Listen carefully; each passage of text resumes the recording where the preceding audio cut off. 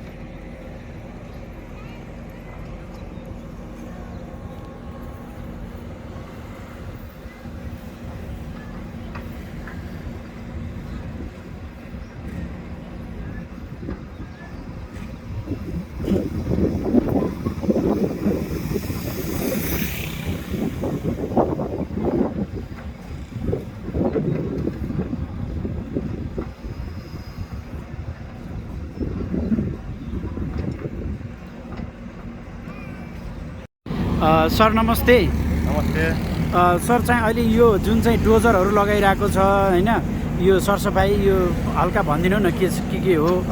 अब यो चाहिँ तपाईको अब यो सामाजिक सञ्जाल युट्युब टिकटकहरूमा चाहिँ अब तपाईँको अब त्यो भ्युवर्स फलोवर्सहरू बढी हुन्छ भनेर मान्छेहरूले त्यो भ्रम फैलाउनको लागि बालनले गरेको भनेर यो भ्रम फैलाइरहेछ होइन। हजुर यो यसमा चाहिँ यो अहिले धोबीखोलाकोमा यो अहिले भइरहेको काममा चाहिँ बालनको कुनै पनि यसमा संलग्नता छैन, उहाँको उपस्थित पनि छैन। अहिलेसम्म उहाँ एकचोटि निरीक्षण पनि गर्न आउनुभएको छैन। यो चाहिँ विशुद्ध बुढानीलकण्ठ नगरपालिका र डिभिजन वन कार्यालय काठमाडौँको सहकार्यमा काम हुँदैछ।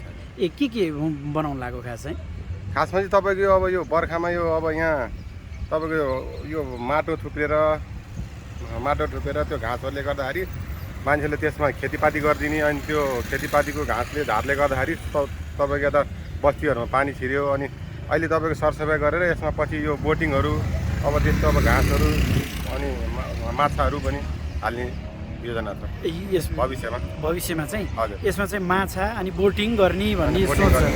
यो चाहिँ कसले प्लान बनाएको? यो चाहिँ अहिले तपाईँको यो बुढानीलकण्ठ नगरपालिकाले प्लान बनाइरहेको छ होइन। हजुर अब पहिलो चरणमा यो काम सकिसक्यो कि अब सायद अब अर्को वर्षदेखि त्यो काम पनि सुरु हुन्छ होला। तपाईँको अर्को वर्षदेखि चाहिँ यहाँ बोटिङ गर्न हेर्न पाइने भयो, खेल्न पनि पाइने भयो होइन। हजुर अब योजना त्यही हो, अर्को वर्ष बोटिङ अब सुरु हुन्छ। अनि हजुर चाहिँ म अहिले म चाहिँ यहाँ तपाईँको यो अब के अब भन्दाखेरि अब यो काम गर्ने मार्फतबाट म चाहिँ अब ठेकेदार मार्फत। यो चाहिँ कसले ठेक्का ल्याएको के कम्पनीको नाम? ठेक्का भन्दा नि तपाईँको यो हाम्रो रुद्रमती भन्ने एउटा उपभोक्ता समिति छ, त्यो समिति मार्फत चाहिँ यो हामीले अहिले काम गरिरहेछौँ। हाम्रो राम्रो रुद्रमती भन्ने अभियान हो खास। हजुर अभियान हो। यो चाहिँ रुद्रमती खोला हो। यो रुद्रमती हो तपाईँको, यो पहिला चाहिँ रुद्रमती हो। अनि मान्छेहरूले धेरै यसमा लुगा धोए भनेर अनिखेरि यो धोबीखोला भएको क्या त्यो। पहिले चाहिँ यो रुद्रमती थियो। हजुर अहिले चाहिँ धेरै मान्छेहरूले कपडा धोए यो गर्यो भनेपछि चाहिँ यसको नाम चाहिँ रुद्रमती धोबीखोला भयो। धोबीखोला तपाईँको अब पहिला मान्छेहरूले पहिला माथि तपाईँको इनारखण्ड पानी आउँदैन थियो। सब मान्छेको अब तपाईँको दैनिक कार्यमा लुगा धुने नुहाउने सबै यो तपाईँको यही खोलाबाट हुन्थ्यो। अहिले तपाईँको यो बिस्तारै यो सहरीकरण बढ्दै जाँदाखेरि मान्छेको जनसङ्ख्या वृद्धि हुँदै गयो।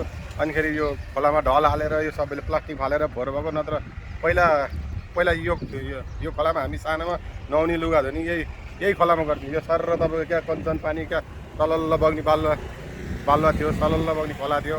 हामी सानोमा भुरामा माछा मार्थ्यौँ खोलामा। अहिले त त्यो अब कल्पनामा पहिलेको अब अहिले त हिस्ट्री जस्तो भयो होइन। अहिले हिस्ट्री भइसक्यो। त्यो भएपछि अब चाहिँ त्यो पहिलेको जस्तै कल्पनाको खोला बनाउनु लानु भएको छ। हजुर पहिलाको जस्तै खोला हामी बनाउने अभियानमा छौँ। यो चाहिँ हाम्रो रुद्रमती होइन। हजुर ल हजुरको शुभ नाम? मेरो नाम सहकुल कार्की। म यो बुढानीलकण्ठ 13 नम्बरको स्थायी बासिन्दा हो। हस् धन्यवाद सर। हजुरलाई धन्यवाद।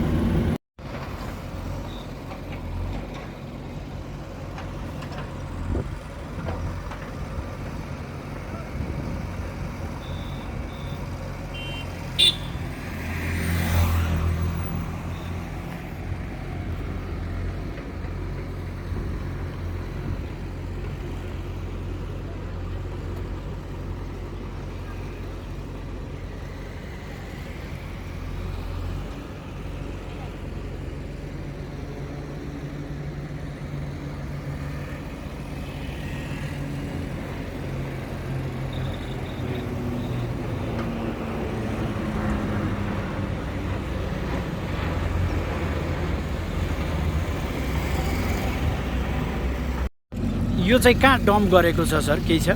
यो तपाईँको हामीले यो खोलामा यो अब जताभाइ त्यति हाल्न मिलेन होइन। अब तपाईँको दुर्गन्ध दूषित हुन्छ भनेर हामीले एक ठाउँमा यो तपाईँको खाली जग्गामा यो डम्प गरेर आएका छौँ।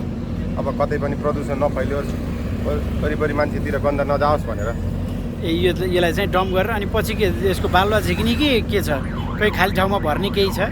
अहिले तपाईँको तत्काललाई हामीले त्यो केही पनि प्लान गरेका छैनौँ। सायद तपाईँको यसमा तपाईँको धेरै कपडा प्लास्टिकदेखि लिएर सब त्यसमा त्यो तपाईँको छ क्या। त्यही भएर यो बालुवा त्यति अब यो तपाईँको यो रिफाइन नगरिकन युज गरेर मिल्दैन। त्यही भएर हामीले डम्प गरेर आएको छौँ माथि। यसमा के भेटिया छ नि त्यस्तो कपडाहरू के भेटिया छ? तपाईँको यसमा अब मान्छेले अब त्यो काम नलाने चिजै सबै यहाँ फालेको छ क्या। फाटेको लुगा अनि प्लास्टिक बोरा देखि अनि कुकुर मरे बिरालोहरू मरेका सबै ल्याएर फाल्दैछ क्या तपाईँको त्यस्तो छ। त्यो पनि भेटाउनु भयो तपाईँहरूले? त्यो पनि हामीले भेटायौँ। ए हजुर। त्यसलाई चाहिँ त्यही डम्प कस्तो सरकारी जग्गामा डम्प गर्नु भएको छ कि कस्तो छ? होइन हामीले आफ्नै त्यो व्यक्तिगत जग्गामा त्यो भाडामा जग्गा लिएर त्यहाँ हामीले डम्प गरेर आएको छौँ। ए यो कुन ठाउँ नि? कति नम्बर भाडा? यही 13 नम्बर वडामै हामीले गरेर आएको छौँ। हजुर।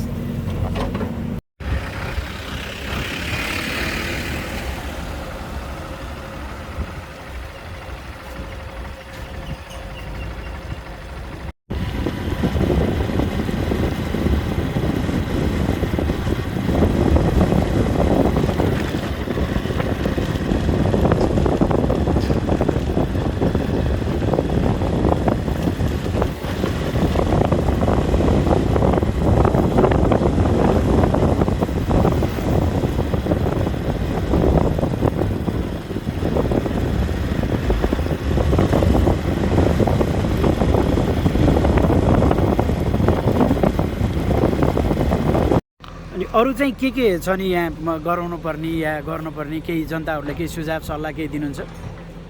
अब हामीले अस्ति वैशाख 14 गतेदेखि धोबीखोला सरसफाइ अभियान सुरु गऱ्यौँ।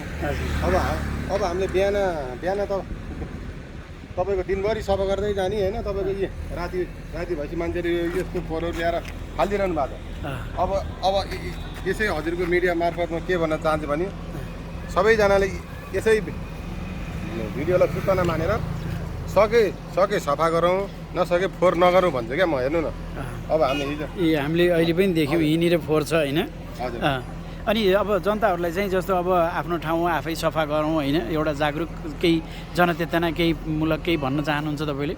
हजुर मैले त्यही भने नि अब सकेसम्म सफा गरौँ, नसके फोहोर नगरौँ क्या, त्यही भन्न चाहन्छु म सबै। अब बर्खा पनि आउँदैछ, अब खोलाले उ गर्छ, तर फोहोर चाहिँ घरमै डम्प गरेर राख्दा राम्रो हुन्छ होइन।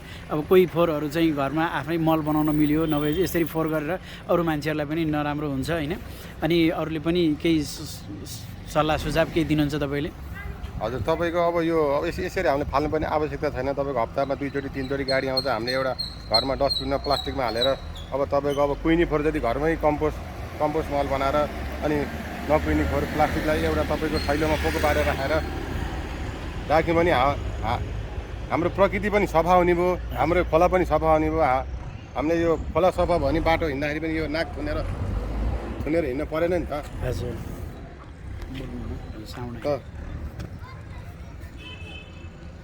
अस्ति भर्खर सफा गरेको यहाँ उत्यहाँ तपाईँले बोतल देख्नुभयो, त्यहाँ रेडबुलको बोतल देख्नुभयो होइन, उत्यहाँ तपाईँले मासतिर पनि खिच्नु होला। त्यसरी तपाईँले त्यसरी प्लास्टिकहरू फालिरहनु भएको छ। अब सकेसम्म सबैजनाले यो भिडियो हेरेर हजुरहरूले खोला फोहोर नगरिदिनु होला, त्यही भन्न चाहन्छु। तपाईँको साइडमा रोपेको रुख बिरुवाहरू कोहीले भाँचेर लगिदिने, तपाईँले अब त्यो फुल टिपेर लगिदिने, घरमा पूजा गर्नलाई त्यस्तो काम पनि हजुरहरूले नगरिदिनु होला भन्न चाहन्छु म। अब यो आफ्नो घर अगाडि तपाईँको यो बाटोको धारमा आफ्नो घरको त बिहान बेलुका उखाल्न नि सकिन्छ होइन, यति काम आफै गरौँ भन्न चाहन्छु। अनि यो घर अगाडिको बोट बिरुवामा आफैले पानी हाल्यो भने आफ्नो घर अगाडि हरियो परियो देख्न पाइन्छ, स्वच्छ हावा खान पाइन्छ। हजुर बस त्यही हो।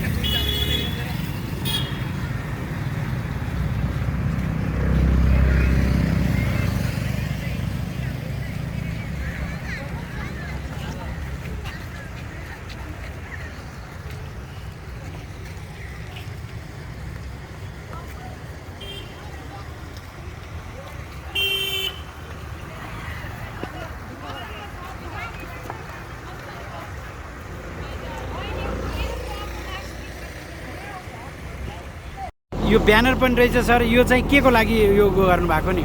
तपाईँको सामाजिक सञ्जालहरूमा तपाईँको महानगरले गरेको, कसैले कसले गरे भनेको भ्रम, मान्छेहरू पनि तपाईँको जनताहरू त्यो भ्रमित भएको हुनाले हामीले चाहिँ अब यो ब्यानर आइसक्यो चाहिँ अब यो अब भ्रमबाट हटाउनको लागि अब यहाँ तपाईँको यही बुढानीकोटा नगरपालिका लोगोसहित चार ठाउँहरू तपाईँको यहाँ बुढानीकोटा नगरपालिका र डिभिजन वन कार्यालय हात्तीपार काठमाडौँको सहकार्यमा रुद्रवती धोबीखोला सरसफ अभियान भनेर हामीले यो ब्यानरै राखेर हामीले यो राख्नुपर्ने भयो। तपाईँको धेरै मान्छेले बालेनले गरेको भनेर तपाईँको भिडियोहरू पोस्ट गर्न लागि चाहिँ हामीले यो ब्यानर राखेर यो काम सुरु गरेको। ए हस्, धन्यवाद सर।